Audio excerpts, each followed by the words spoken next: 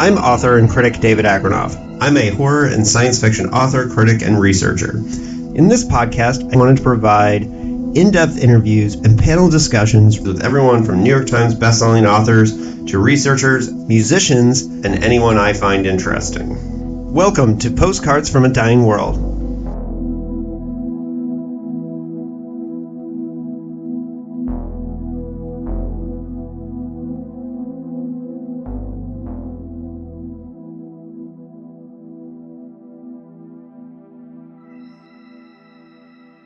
Hello and welcome to another special episode of Postcards from a Dying World. I am your host, as always, David Agranoff, here to talk with an amazing writer and editor and weirdo, Bizarro extraordinaire, Mykle Allen Rose. So we're going to get into a little bit about Mykle first. And then we're going to talk about this book that he recently released, Fragile, an anthology that is super great. And we're going to get into it. Mykle, welcome to the podcast. Hey, thanks for having me, David. I appreciate it. Yeah. Okay, Mykle, like you're president right now, or like kind Uh-huh. of in charge of the Bizarro Writers Association. So we know you come at this from primarily this world from a Bizarro writing perspective. hmm And maybe we should, because I haven't done as much of the Bizarro evangelizing as I should have already on this podcast. We're going to unfuck that Sure. over the next year or so. But how did you get into weird fiction and Mm. writing, and then we'll talk about how you found Bizarro. Absolutely. So I've always been kind of, as you said at the top of the show, I'm a writer, editor, general weirdo. I've always kind of been eclectic in my interests and in my creative output. And I think that's actually what drew me to Bizarro is when I was kind of first beginning my professional journey as a writer and trying to actually get published and, things beyond just handing out zines to my friends or whatever. Eh, Bizarro kind of called to me because it seemed like the limits weren't really there necessarily for people, or at least they could willfully ignore them. A lot of genre tropes and things could be subverted and could be kind of I guess driven around. You don't have to like stop when the wall's there. You just kind of go, well, what could get me past this wall? I know a flying squid. I'm going to ride a flying squid past the wall, and then that's what you do. It's Right. limitless. In a lot of ways, it's the kind of storytelling we did as children, where you don't stop yourself because something's illogical or because something wouldn't work. You just go, I'm telling the story. This is what happens, and then we move on. You go for the ride. You allow yourself that purity, and I think to me that freedom was really really enticing. Right. So I guess that's what brought me to Bizarro. But as far as writing goes, I mean that's like many of us. I was doing that when I was 6, like just making up stories and being like, okay, I'm gonna have a like I didn't know to call it dialogue at the time, but I'd be like, well, Black Bart says this, and then the sheriff says this, and Yeah. writing these little playlets or whatever. Well, and geography is always interesting to me. Anybody who listens to my interviews knows that I'm always interested in where people came from and what they did. Uh-huh. Now I know you're in Chicago now, but that's not Yeah. where you're from, No, right? no. I grew up in the frozen wastes of North Dakota, in the middle of nowhere, USA. The only things really that were around where I grew up were an Air Force base, and there was a college there, which is actually why I stayed there for undergrad. The classic tale. I met someone and we fell in love, and I stayed there, and then it ended horribly, and then I left. But while I was there, I went to college, and yeah, growing up in kind of the middle of nowhere in a red state, in the middle of a big conservative lake of redness, with a little blue dot in your heart was a weird situation. And as a teenager, of course, I was the weird goth kid, and there were like 4 of us in the state, so we had to kind of join up with the Right. punk kids and the metal kids, and we had this very eclectic little weird music scene there because everyone kind of had to come together because there weren't enough of any one of our sub demographics to kind of make its own scene. So, Yeah. you find the other weirdos, you gravitate to the other weirdos, especially in a place that feels repressive or feels very mainstream, very, that they don't appreciate your interests or they don't really support what you want to do. You find the other weirdos. Well, I had that experience in high school growing up I grew up in a college town in Indiana. So, but it was a smaller town. Hmm. And I was literally the only straight edge person in my town. So when I would go, I would travel all the time to hang out with straight edge people in other cities, Sure. and I'd be like, they all had straight edge friends, and they hung out as a community, and then they were like, "Oh, you hang out with the drunk punkers," and I'm like, I don't have a choice, man. Yeah, that's the I'm, closest thing I can find to what yeah, yeah, if I'm gonna have absolutely. friends, that's who I'm gonna hang out with. Yeah, so Absolutely. I can relate to that a little bit. Um, and so, I mean, you were writing and you got into stories. Did you go to school for creative writing? And Sort of. I was a theater kid, and yeah, if you've seen me perform or host anything, I mean the theater kid energy is strong. It's not something you really shed, I think, when yeah, you grow I up. can see that. Yeah, Um, but yeah, I was a theater kid, and um, really it didn't happen for me really until college. Like in high school, I was just kind of a weirdo, and I really couldn't find my place, even sometimes among the other weirdos. But then in college, that's when I really kind of figured out who I was, and I started doing a lot of acting in college productions and things. That moved me into, also like directing and design and playwriting. And playwriting really, really clicked a switch for me in a way that the other things hadn't. So I started doing a lot of writing plays specifically. And we were lucky enough to have a little black box theater. Like our college was very supportive of that. So we'd have nights of like just student written, madness. And I really got into the playwriting thing. So I actually ended up moving to Illinois to go to graduate school for an MFA in playwriting. And the weird thing is, as soon as I finished my MFA in playwriting, I kind of stopped writing plays.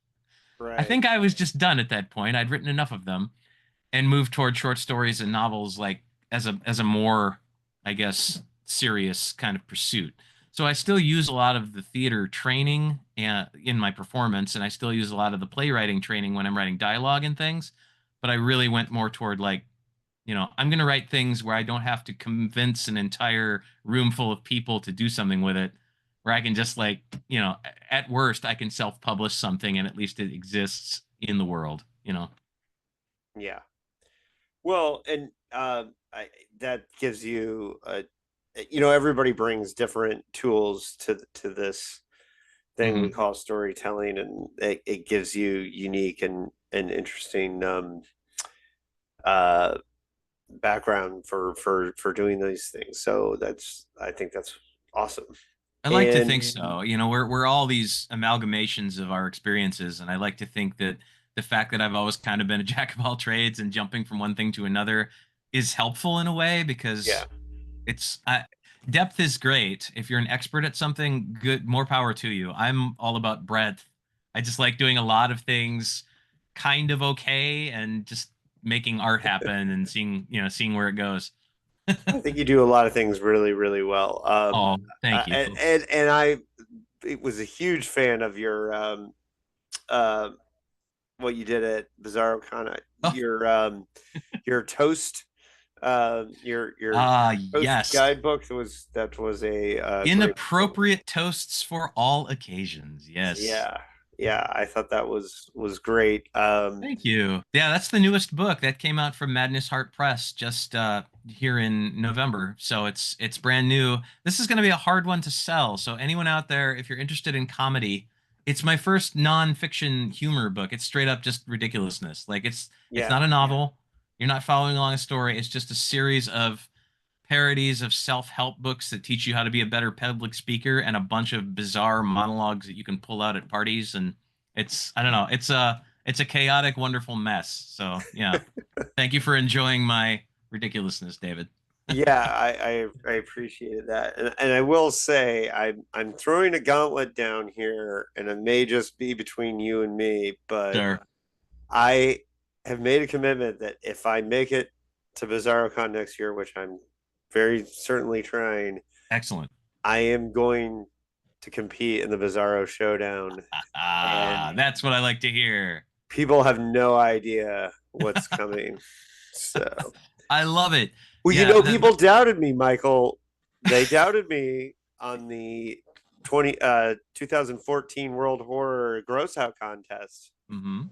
And I came in second, and a lot of people feel I was robbed, sir. That's how you do. I think we actually had a brief conversation about that. I've had similar experiences. Yeah, I've gotten second in competition at Ghoulish and also one at KillerCon that they did the gross out contest. And both times people were like, "You were robbed." But I yeah. think it's because I got silly because that's something I like to do, and people aren't always sure what to do with silly. Like they wanted to reward it, but they're like they look at it a little askance. I don't know. Me, it was that I competed against a guy who was like in his 70s, and everybody gave Oh, him the old man vote. And oh. I, I'm an old man. Come on, like, but Right. um, How old do you have to be before you get the old man? I can play this get out of jail free card. I know I well, it was 10 years ago, so I wasn't north of 50 then. But hey, Maybe um, now you'll qualify. maybe now I will. But yeah, I'm throwing down the gauntlet that Awesome. if I make it, I'm I'm going to win. Good to That's hear. my I love the philosophy. showdown. I love the showdown so much. And it gives people such an opportunity to just be their weirdest self and just like really like express like this is the unjudged, uncurated form of me being ridiculous for your entertainment. I love Yeah. that. And so for people who don't know at home, that every year at BizarroCon, there's like it's like a reading or a performance, but it's the attempt to have the weirdest um performance at a gathering of weirdos. So you know you have to have the philosophy when you're sitting there watching it. Man, I could do better than this. I You could have do to. better than this. You Yeah. have to And have that philosophy. yeah, and you're trying to top yourself. A lot of You're trying to people, top once they do the yourself. showdown, Yeah. they're addicted to doing it. So like every year it's like, well, what can I Yeah. do now? No disrespect to the people who did it last year, and there Sure. was some great stuff, but just I feel like you have to have that philosophy. You have to come in there and be like, I can do this. Yeah. Um, I mean, and people underestimate their abilities, I think, sometimes to be that weird. Like, I mean, several years ago now, it's been a while, but we had a near 300-pound giant Brazilian man shaving his head while reading poetry about his mother. yeah, Just hair and fake blood, I think, was involved, and it was a nightmarish mess, but it was weird as hell. And yeah, there was a literary component to it. I mean, the poetry was pretty good. And it's like, yeah, no, I mean, I've seen a Vienna sausage eating contest with people in masks, like trying to eat them off paper plates on the floor while somebody's, like it gets really strange, but with an eye toward entertaining the audience. I think that's the difference. Like some people confuse it with the gross out competition. I'm like, no, you're not trying to make us sick in this one. In the showdown, you're trying to entertain the crowd better than anyone else, and that's a yeah, different kind of tall order. exactly. Yes. So when did you find Bizarro when you were a part of this MFA program, or was that after? I sort of by accident. I was working a job I hated. I was working in corporate America. This was long before I was. I'm happier now and much poorer than I was. But I had a big boy job for a minute, and I hated my life, and I had enough money to live. So it's like it's pros and cons. Yeah. And I had really leaned into the idea of I'm going to write a book. This was before I'd been published or anything like that. I'm like I'm going to write a book. I have that in me. So on breaks at work and whatever, I would do that to keep sane. And I wrote an as of yet unpublished book, but a few people have read it and they seem to like it. So maybe someday I'll do something with it. But I wrote this ridiculous story about a guy who works for a fast food corporation and hates his life, and he's in love with this girl he met in the first grade, and weird things happen. Her father is like a South American dictator from this small country that's sort of broken off from the rest, and he's trying to impress her father, and he's like committed these military juntas, a century. Uh, so it's this weird story. I sent it in because I was like, well, who's going to read this? I didn't know anything about trying to get an agent. I still don't know anything about trying to get an agent, but then especially, I didn't know what I was doing. So I looked on my shelf of books and I went, well, what independent presses am I reading that might be interested in a weird, genre kind of bouncing around story?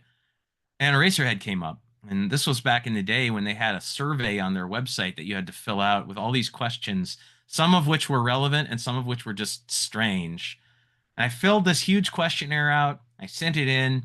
I'm like, I've got this book idea, knowing nobody, knowing nothing, and kind of forgot about it, honestly. And a few months later, I got an email from Rose O'Keefe, the editor in chief of Eraserhead Press, and she said, "Hey, we're not interested in your book, but we have this thing called Bizarro Con, and you sound like the kind of person who would dig it, and you should consider coming out."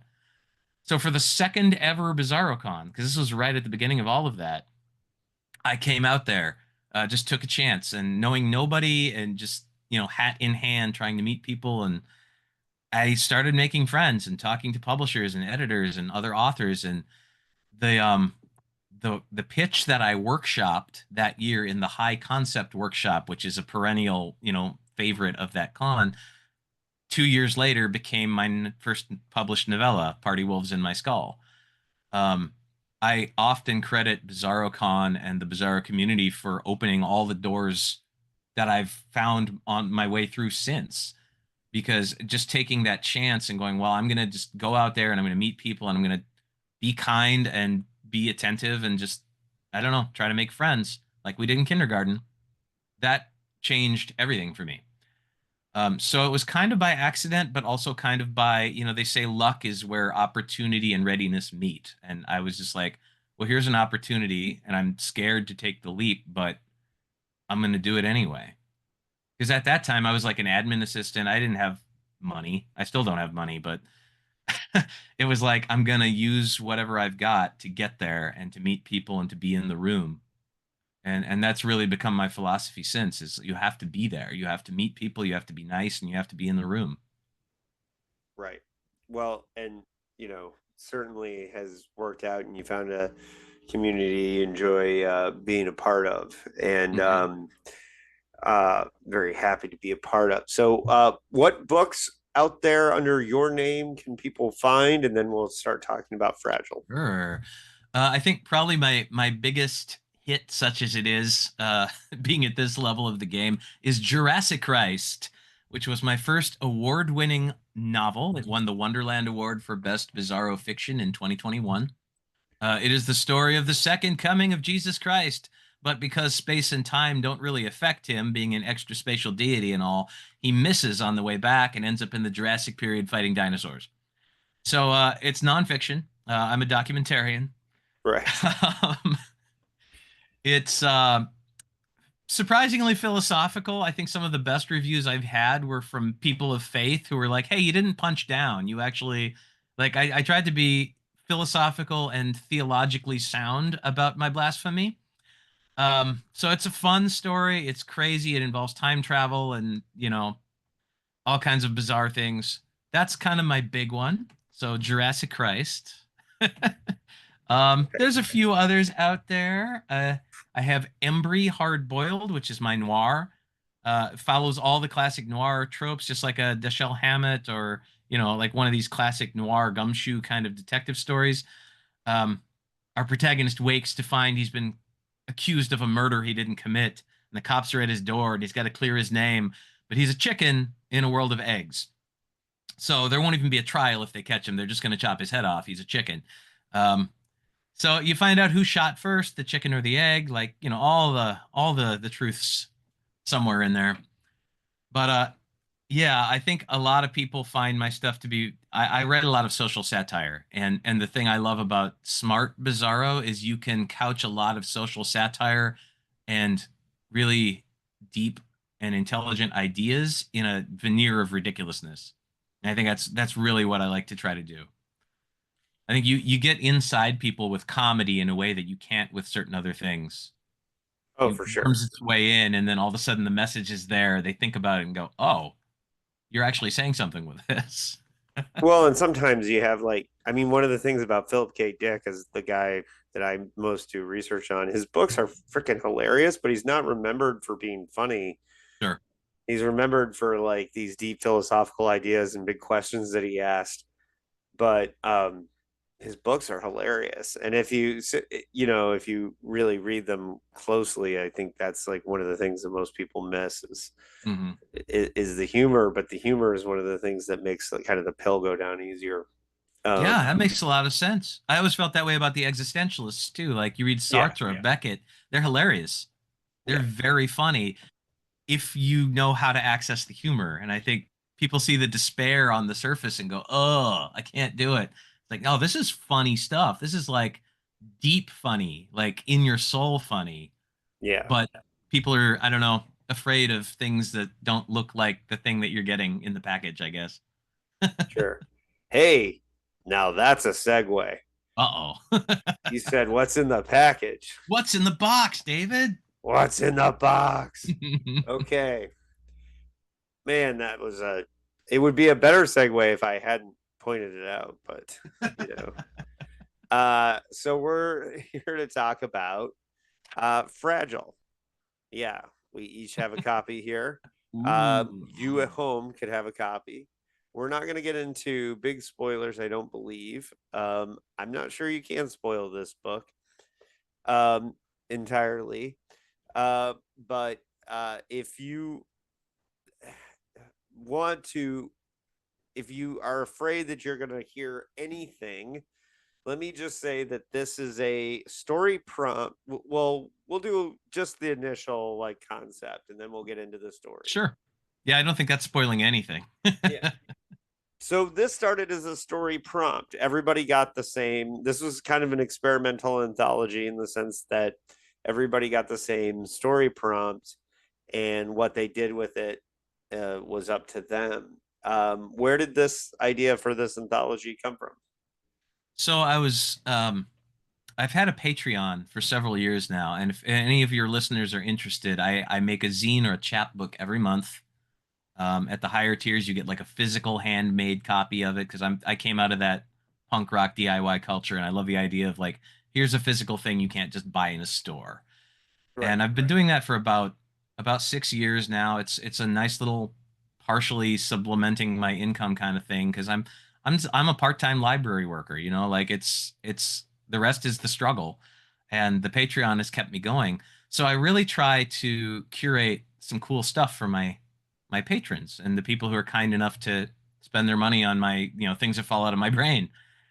And once in a while, instead of kind of doing like a new edition of a story I've already written or an old play or a comic or something like that, I'll challenge myself to write something new for that month. I'll just be like, okay, I'm going to write something that's just exclusive, that this is the first time I've ever touched it. It's going straight to my patrons. So around January of this year, I decided to do that for the January edition. I don't know why I did that because I was already kind of behind my own deadline and going, I really need to get this done. I'm going to write a new story. I put pressure on myself for no reason. I don't know if it was a weird creative masochism thing or something. And I'm sitting there going, okay, I've got a story idea. What if there's this mover and he's moving people in and the box moves? Something's inside the box and then he's going to have to deal with that. Okay, fine. I don't know what's in the box. And I'm thinking through this story, and I'm sitting there with one of my colleagues at the library, just kind of chatting about what could be in there. This could be a horror story very easily. It could be something horrible that he has to deal with. It could be a monster he has to fight or whatever. This could be a Bizarro story. This could be something really weird and crazy. It could be a total comedy. It could be lit fiction. He finds his grandmother's diary, like there's a million things you could do with this. And my friend Amy was trying to help me kind of narrow it down. And so, I'd be able to finish the story. Like, well, it could be this, it could be this. Well, by the time we were done with our conversation, we had like 20 ideas or more. And I realized this is not helping me. This is actually making it worse because now I haven't narrowed it down at all. I've expanded the possibilities. So I'm sitting there going, I have to finish this story. I have to figure this out. And I got to thinking, I'm like, I know a lot of cool writers, and I think I have a good enough reputation to approach them with something like this and go, hey, I've got this idea for an experiment. And I don't know that anyone's going to make any money off it or anything like that, but I really want to do something with this.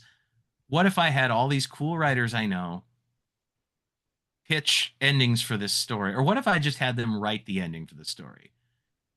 And then we were kind of, just as that track of thought kept going, it was like, well, what if people rolled a die and then it's like that's the ending to the story? And then it's like, what if I just made an anthology out of it? Because I've been talking about publishing for years, but I've seen so many small press publishers, fire up really, really hot and bright and then die. Like, well, if I'm going to do it, I'm going to do it slowly and carefully, and I'm going to curate things very, very carefully because there's no reason to come out at the gate hot with a huge mission statement. I'm like, no, I'm just going to make a cool thing and we'll see how it goes. And if it goes well, I'll make another cool thing. And in the same way that I do with all my other creative pursuits, it's like the end goal, of course, is sustainability. It would be nice to make a living as a creative, but most of us can't do that. So the idea is, well, make a cool thing and then make another cool thing and keep doing that.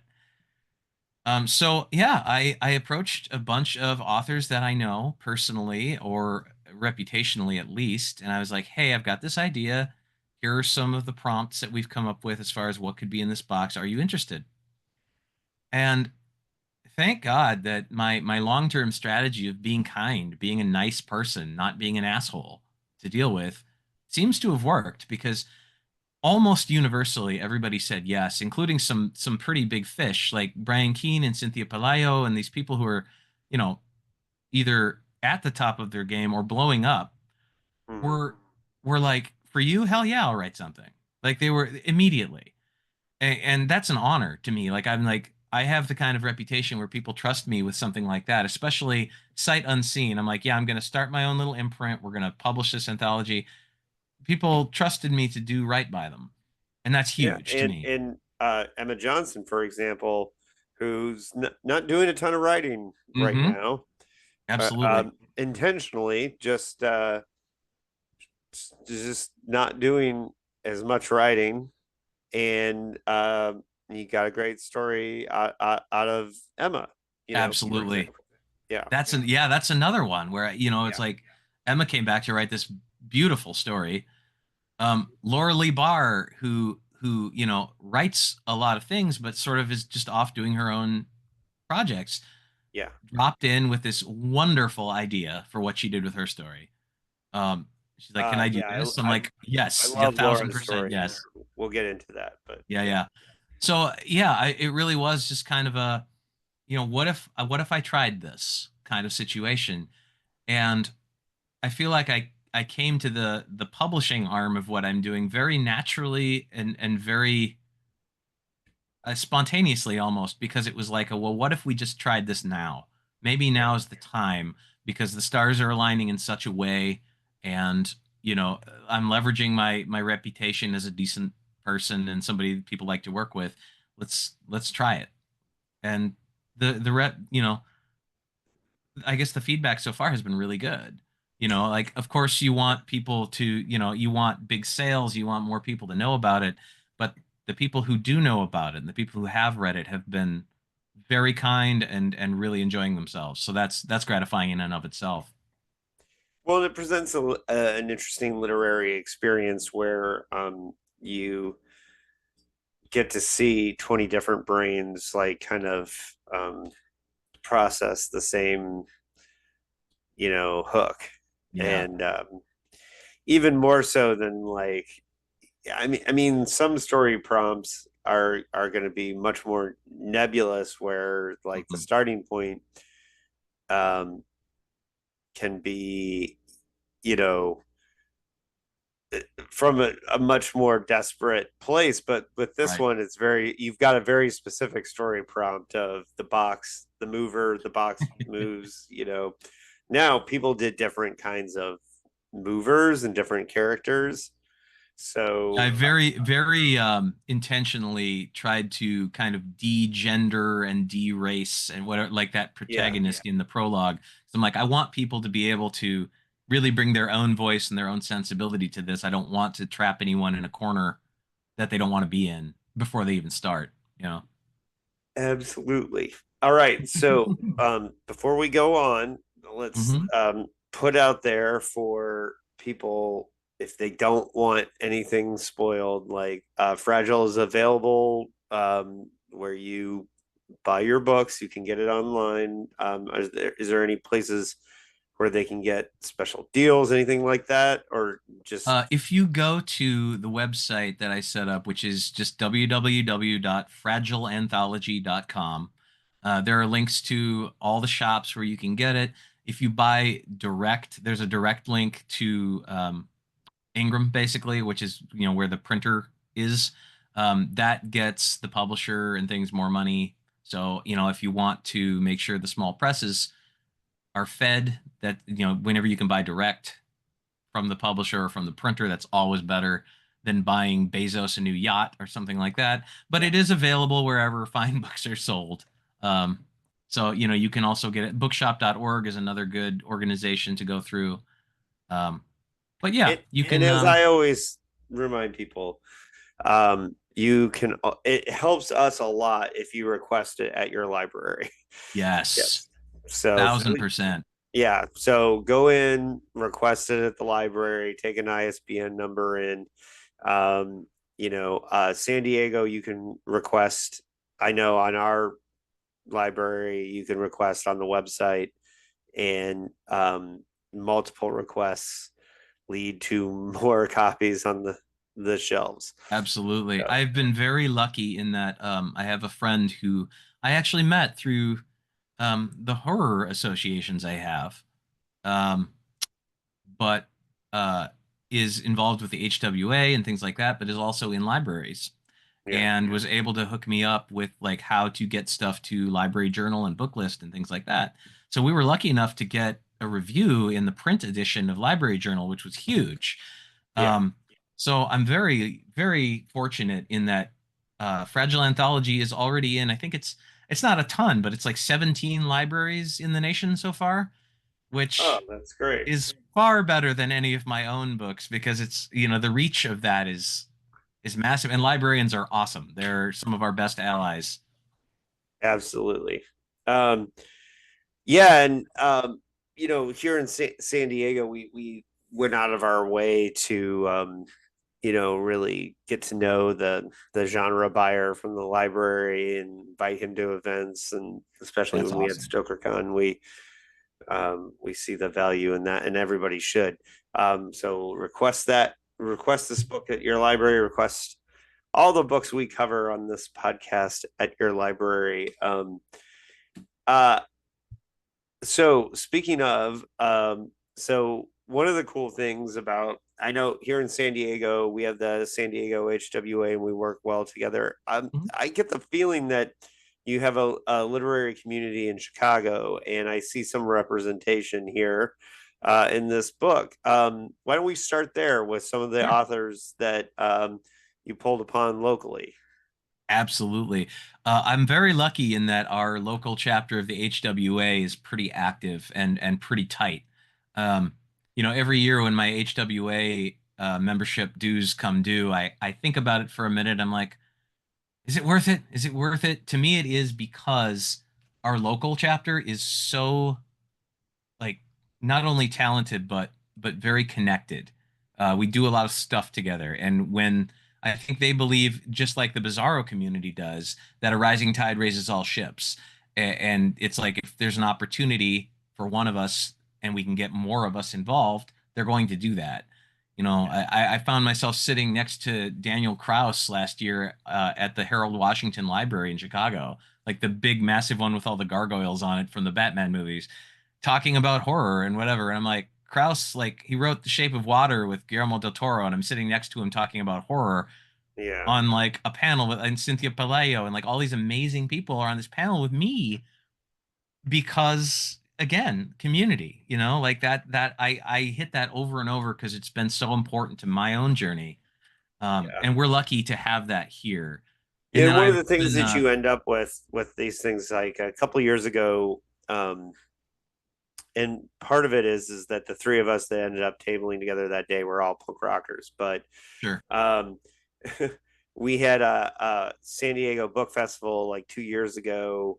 Brian Asman, author of Man Fuck This House Hmm. and Good Dogs, Chad Stroop, who wrote Secrets of the Weird, and myself, and I just, so maybe it was just over a year ago, and I had Hmm. just released Last Night to Kill Nazis, and the three of us were tabling together. And one of the things that happened organically that was not planned is that as we got big crowds coming up to the table, everyone started listening and learning each other's pitches for the book. Yes. So if I was talking to somebody and, Brian's standing there, he's pitching Chad's book, he's pitching, and he's like, remembering, like, for example, with Last Night to Kill Nazis, my line is always, if you hate Nazis but like vampires, I have the book for you, right? Sure. Yeah. Yeah. Yeah. And so the first time I heard Brian like giving my pitch behind me, and then, same thing with, like, it's pretty easy to sell Man Fuck This House when Yeah. and you're, but he had just released his Black Hearts Beat as One. And Hmm. luckily I had read it very recently, but I was listening to his pitch, and, he was, you know, for him, it was very Clive Barker influenced, and he liked to talk about that with that. Hmm. And so we were learning these things, and working together in that way. And I think that's really important. And that way too, when you have a project like this, for example, then obviously you have names to pull on immediately for Absolutely. from Chicago. So what Chicago authors are in Fragile? I Oh my know gosh. some of this answer, but Yeah, yeah. Brian Pinkerton is in there. Christopher Hawkins, who just won several Indie Book of the Year awards, so he's exploding right now. Cynthia Pelayo, who's really seen her stock rising this last year as she's been well. on Like, this show this year. awesome. That's awesome. Yeah. I mean, there's some amazing folks. And I also tried very hard to make sure that some authors who may not be as well known were represented. Um, Matthew Henshaw is from Central Illinois, so not Chicagoland exactly, but I actually met him. He's a fan of mine, and I got to know him through that, and so he got involved with this. Um, J9 Vaughn is somebody I know who through my library work, who works in one of the other Chicago suburbs. Lauren Bolger is an awesome Chicagoland author. So that's like six right there that are semi-local at least. Hmm. That's great. Yeah. It All right. So we're getting into some of the stories a little bit too Yeah, yeah. here now. Um, Look, Brian Keene is a grandmaster of horror for a reason, Yes. and he his personality can sometimes outstrip like the quality, or what the perceived quality of Hmm. the work, and that's just BS. Because if anybody reads Keene knows that, one of the things I love about Brian is that he knows the history of science fiction, horror, all of it Hmm. is so much a part of his DNA that it comes out in the stories in really great and glorious ways. Um, I love that because I'm somebody who likes to consume that history as well. I think his story is very um, perfect traditional horror. It Uh, is. It's a yeah. really solid entry into that sort of that horror pantheon. Um, I think one of the reviewers, I think it was Becky Spratford on her RA for All blog. She's an HWA secretary and also works in libraries and things. She said something to the effect of what she liked about Fragile Anthology is it's almost like this is a picture of horror right now. Like, because I tried to hit a lot of different subgenres, a lot of different styles, And yeah, I agree. I think Keene's story in particular is like this is classic horror, like what you would get from the 80s and 90s, kind of that last peak of like this is what horror looks like. Yeah. And so there's a lot of the traditional suspense beats where he gets into like he really makes you think about what's in the box before anything gets opened or taken. He really plays with that, but also the characters. Um, you know, Keene is a pro, so he knows and understands that if the characters, if you don't care about the characters, you're not gonna. Hmm. There's gonna be no suspense involved. Like, Keene's also an expert at writing blue collar characters because he has been one. Like he's done yeah, so many jobs in his life, and like a mover is it's so easy for Keene to get into the head of a character like that. Like it's obvious that it's masterful the way he's like, no, I know exactly how these guys think. I've been these guys. I've yeah. moved heavy shit and been paid poorly for it, and so there's an Well, and identity there that's really works. that's a funny and interesting thing. Like, and of course, I have to bring it back to Philip K. Dick because I can't help it because that's my field of study. But he's known as being this working class writer who writes really great working class writers, and he had one job in his life before he wrote full time. He worked at a record store Oh and wow. sold some of the first TVs in Berkeley because they were a record and appliance, or they sold record players and Sure. sold TVs, and but he only had one job, Oh one man. job, I and guess sometimes you can get away with it, but I will say there's something about lived experience too that oh, really translates to the absolutely, page. yeah. No, Keene comes across great on that. So three of the stories that I really pointed to in my review Mhm. was Keene's, uh, Garrett Cook's. I think Garrett's story was kind of. I think it's impossible for me to read a Garrett Cook story without being influenced by having seen him read Mhm. at cons and at book events.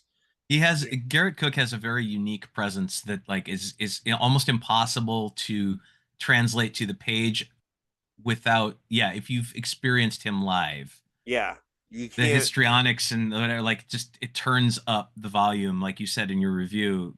Yeah, It's wild. And yeah, his it was interesting editing him, um, because the first draft of that story really felt like Garrett Cook doing a showdown piece for you personally in your face, which is kind of terrifying, but was kind of amazing at the same time. And we found a good way to make it translate, I think, to the page without losing that, but without being quite as confrontational and almost incomprehensibly like intense.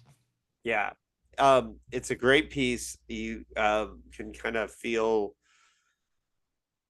Garrett on the page Hmm. if you and it's not to say that he always does that too. Uh, he wrote a horror book a couple years ago that I thought was a great example of him um, stretching, and I can't remember the name of it. God of Hungry Walls, maybe?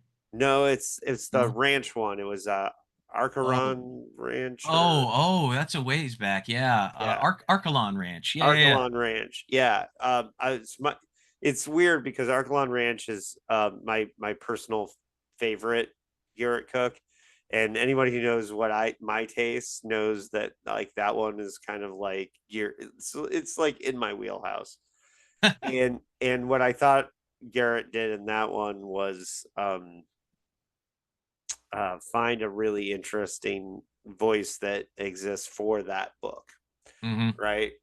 And was kind of in a in a zone. Yeah, that one is a while back, but I personally a big fan of that one. Well, and similarly, his story in Fragile Anthology, he finds a very unique voice. I think that's, Yep, not none of these stories sound exactly alike, but that one in particular stands out as like this is a really unique, expressive way of telling the story. yeah. The other now, I'm not saying anything that anyone's gonna be like, wow, you're alone on this because I'm not, which is that Laura Lee Bahr is one of the most uh, Yes. talented writers in the Bizarro genre. I think Hunt is like, Yes. there's a lot of great Wonderland Book Award winners, but Haunt is the one where I was just like, as soon as I closed the page, I was like, give it to her, give the award to We her. Right. we are of like minds, my friend. You're not saying anything out of school here. I am a huge Laura Lee Bahr stan. I have been since I met her. Yeah. Haunt came out the same year that my first novella did. So I have my little party wolves in my skull pop out. It was born the same year Haunt was, so we immediately bonded over that. Yeah. And I read Haunt, and I was like, "Well, I'm a lifelong fan. That Yeah. is my probably my favorite Bizarro book of all time. I love Yeah. Haunt." It's incredible. It's So yeah, it's funny because I when I was creating Fragile Anthology's prompt, I had all these different ending ideas, like I said, and I yeah. kind of it was almost like passing the hat. Like I had this whole hat of ideas, and I gave that to all of the people I invited for this. And I'm like, if you're interested in any of these, grab them up, first come, first served. Or if you'd like to pitch something else, that's fine too. And a lot of people grabbed ideas that we brainstormed and did their own thing with them, and that's awesome. That was the original intent.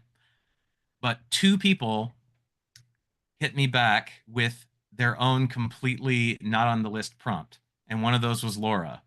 Yeah. And, and as soon as she said what she said, and I'm scared of spoiling this one because I think it's so brilliant and so genius. Yeah. But as soon as she was like, "I want to do this," I immediately was just like 1,000 times yes. It's brilliant. Absolutely. And yeah, it's one that it sticks with you. Hmm. Yeah, it's really pretty impressive. And that story is called Dingy. Um, and so okay, why because your mind is the opening story by David Scott Hay. Oh yeah. So when I'd initially conceived of this, I had sort of numbers vaguely attached to some of the ideas, and just for fun, because I'm a role playing game nerd and whatever, one was the nothing, and 20 was the inaction of not opening. So like opening it to find nothing or not opening it at all. We're kind of bookending things. And David had a really interesting idea, and he writes a lot of like neo noir. If you've ever read any other David Scott Hay, he writes kind of yeah transgressive neo noir. There's lots of like weird kind of drug induced psychoses and things. And he hit me back with this idea. He's like, "Well, how meta can I get?" I'm like, "Oh, I love meta. Give me what do you got?"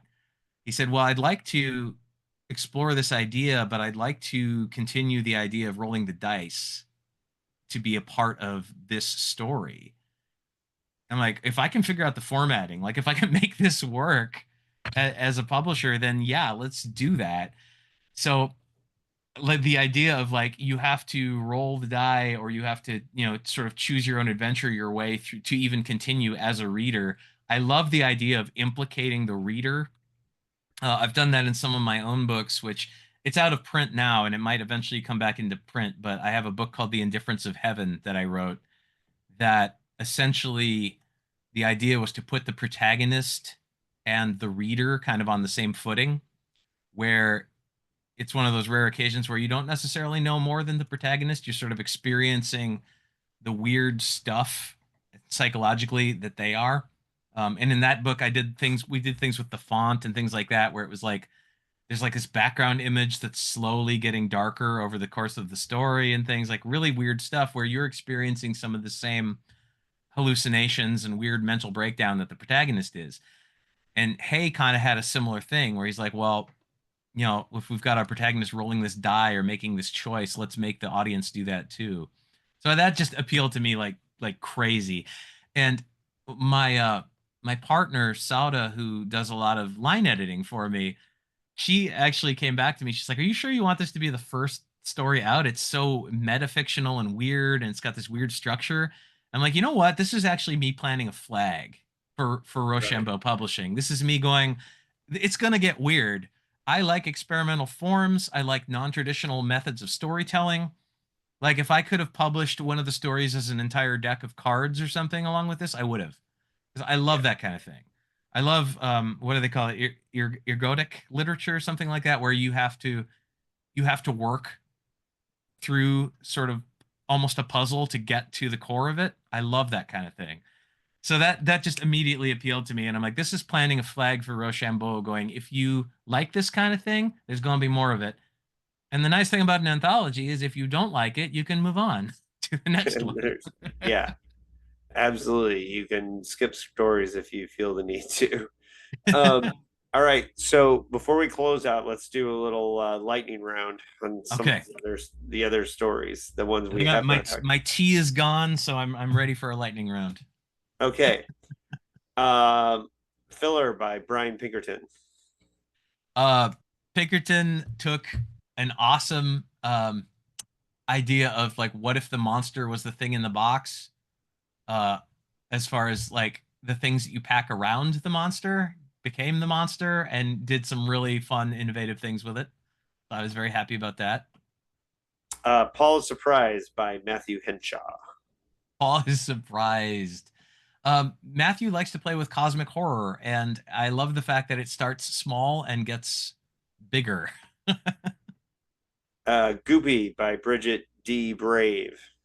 I don't know how many lightning round we're going to do here, but I got to say, Bridget D. Brave is one of my favorite people now, has become one of my favorite new writers. And inevitably, someone was going to go, huh, what's in the box? Is it Gwyneth Paltrow's head? Because that's just what comes to mind. Yeah. I was like, does anyone want this story? Bridget's like, oh, I've got some ideas. And what she did with that concept made me so happy. I love that story so much. Yeah. I was a big fan too. And met Bridget briefly for the first time at StokerCon. She seems really cool. She's Um, awesome. uh, is it Ichinda by Mr. Hansen, Mykle Hansen? Echidna. Echidna. Echidna. If you've anybody out there, if you've never read Mykle Hansen, if you like weird and funny, he's the king. Read Help, a Bear is Eating Me. That was his first breakout. It's amazing. His With slideshow Echidna, about death is one of the funniest things oh, I've ever it's seen. so good. But yeah, Echidna is weirdly heartwarming.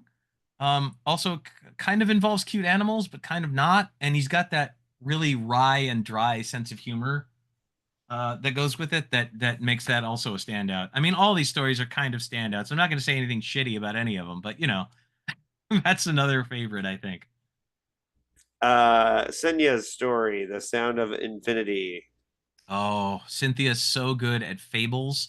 She has a quality to her writing that reminds me of like old school storytelling, like very fable-y, very, there's this wonderful kind of folklore sense winding its way through her stuff.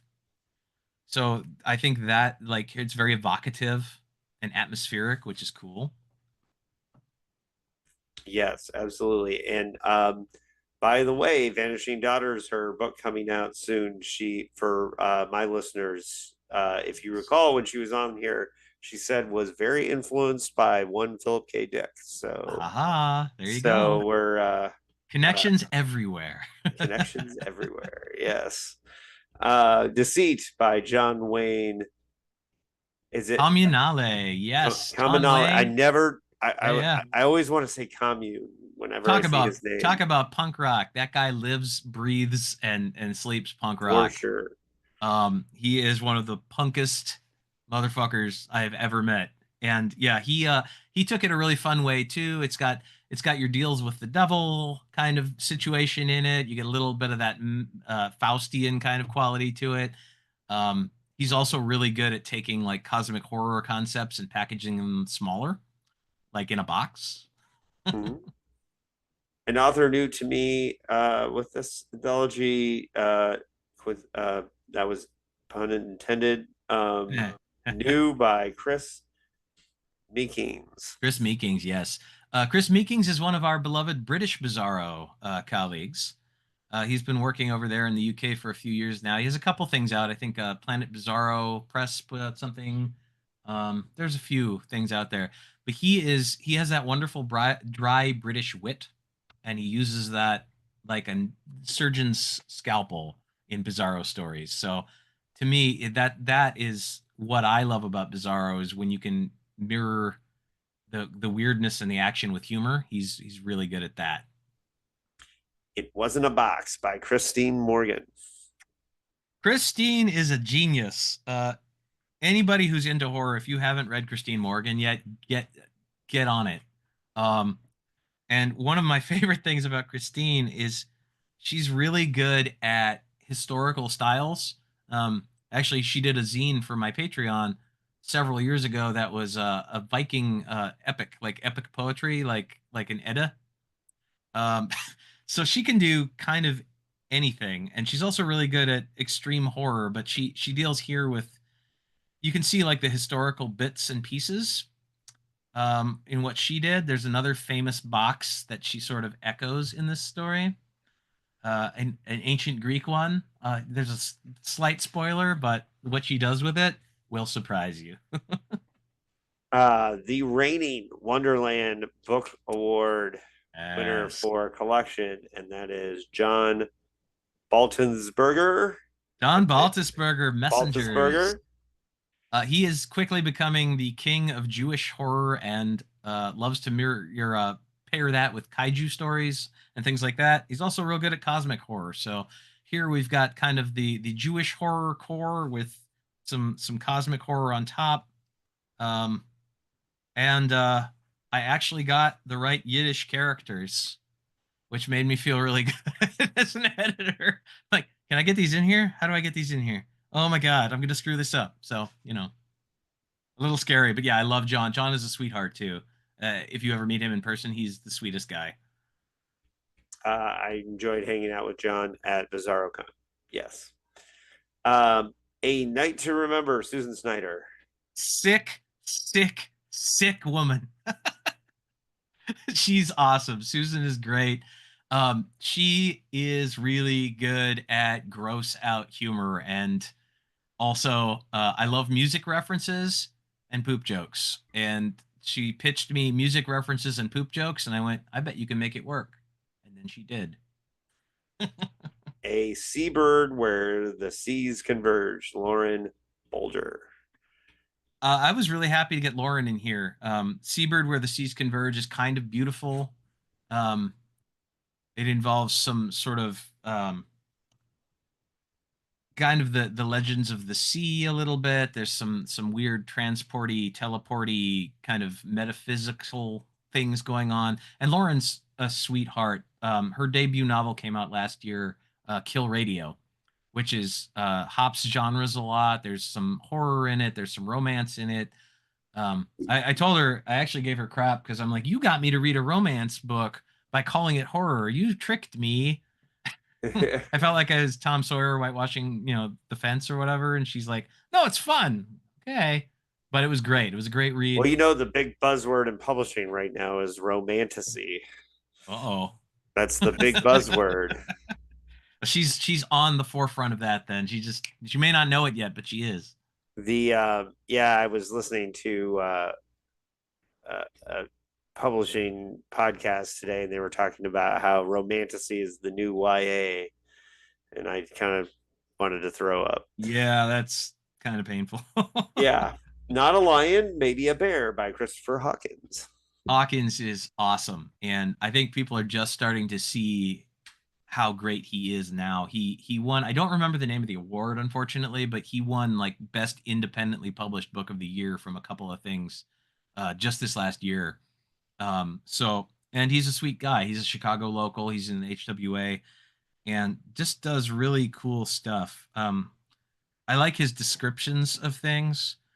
There was a thing about like his thing in the box without spoiling too much Lines like, its musculature seemed to be growing before my eyes, stretching and knitting into new connections, the skin sealing itself around them, going from black to an angry red as I watched. Like, I love how evocative his writing is. So that was a fun thing, especially after we've had some kind of weirdness and goofiness and gross out humor, and you drop back in with that. Mm-hmm. Copycats from Outer Space by I told J9 Vaughn, I told them that this story took me back to like the 80s, like Short Circuit or Batteries Not Included.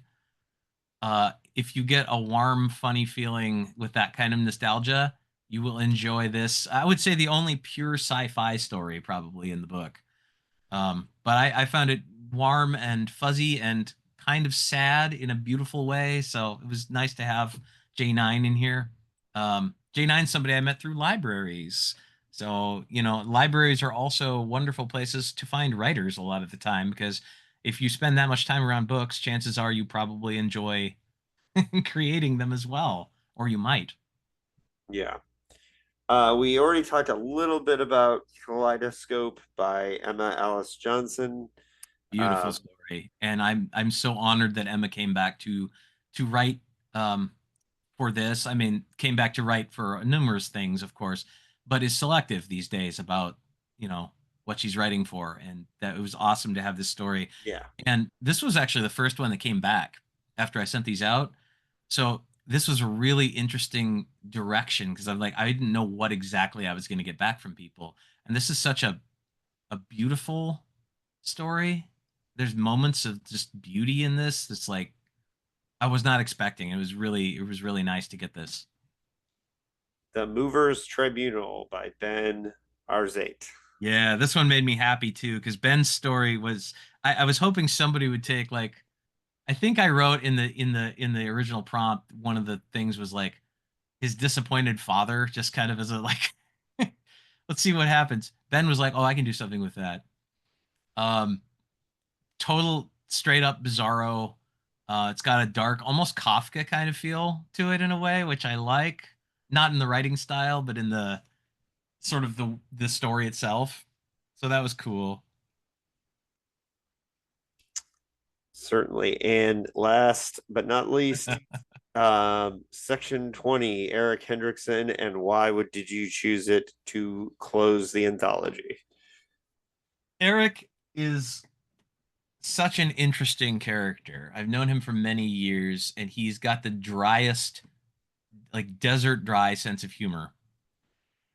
And when I wrote as one of the potential things, he doesn't open the box.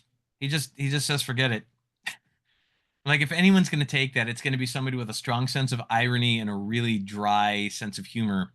And Eric snapped it up. Like I'm like, okay, this makes a lot of sense Yeah. because the cynicism that is just inherent in what Eric does really fits the idea of the prompt is he doesn't do the prompt. So I knew I would get something pretty unique, and I think I did. There's a really uh, tense but sarcastic sort of tone to it that I really enjoy. Got it. Yeah.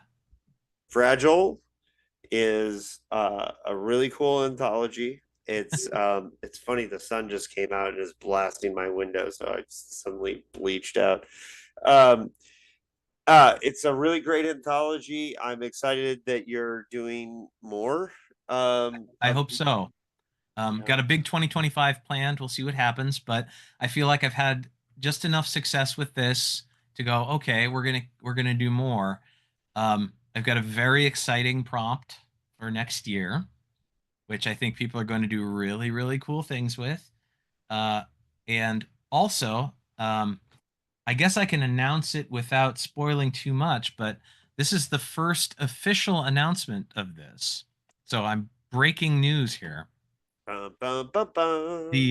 The old New Bizarro author series from Eraserhead Press will be coming back in a certain form under my imprint in Rochambeau. Already spoken with Eraserhead. We're working things out, and there will be some new Bizarro author series books again coming up. I'm not Perfect. going to put a timeline or anything like that on it, but already kind of identifying some people who I haven't had a full book in the Bizarro space yet, but should because their voices are perfect for this. So I'm very excited to see what will be coming from Rochambeau. And again, slow, one at a time, highly curated, very careful steps. I like to think that everything we put out is going to be a really fun, high concept read for people. That's great. I think the next step might be to bring back the starter kits. But That you never know. I mean, I know that's something that's been talked about for a while too, and it would yeah, be nice to see those. That's not I'm going to be under my thing, but yes. yeah, by somebody. Speaking of somebody who's in starter kit purple, I really appreciate that was a unique and fun experience for me as a writer to be a part of that. Um, and I still have the first. I think we did. I think there were three, and I have all three. So Yeah, there was a orange, a blue, and a purple. yeah, I have orange, blue, and purple. And my orange, I have most of it signed. So Ooh, like a yearbook.